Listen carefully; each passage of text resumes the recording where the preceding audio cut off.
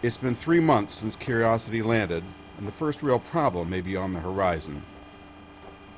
There's going to be some point in the future when we do our drilling that we're going to have a failure of our drill, percussive element, because there's a bond in there that we think under cycle conditions will break.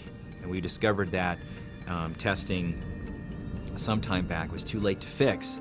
But we know we can do the minimum mission, the minimum stuff, but eventually it'll break. But the trouble is, what we discovered that when it does break, the wires will short out to the structure of the drill.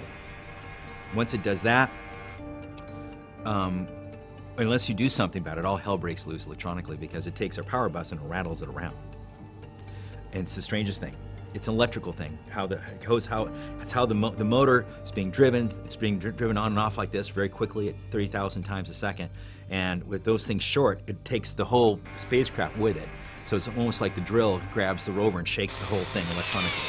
So what we had to do, and we did this just before launch, really last September, a year ago, September and October, we took before we put the belly on the rover for the last time, we went and screwed in some wires and bolted in a set of wires, and actually came up with a way to use a spare motor driver to actually short the power bus in advance, not to cross the bus, but to move it, to hook it to the frame of the power bus. So if this short happens on the spacecraft, it doesn't rattle around everybody.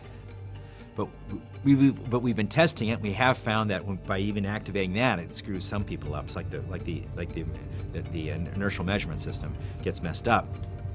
So we have to make sure we turn that off. So we've been testing all that to try to make sure, to see what's going on, to make sure it all works properly. Because we put this in the last minute, really, the last minute, and we've been really a bit too busy to test it much in the months from launch to landing. So now this is our chance to get it all tested, get it all working, and we're about ready. In fact, we're going to try it for the first time in the coming weeks, using the voice coil on Mars for the first time. Now, we did it on Earth before we set it off, but we didn't have time to do a lot of testing.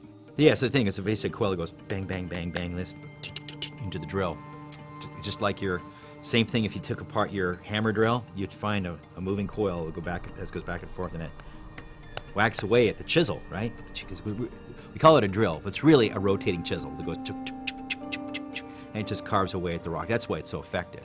It doesn't work well if it doesn't hammer.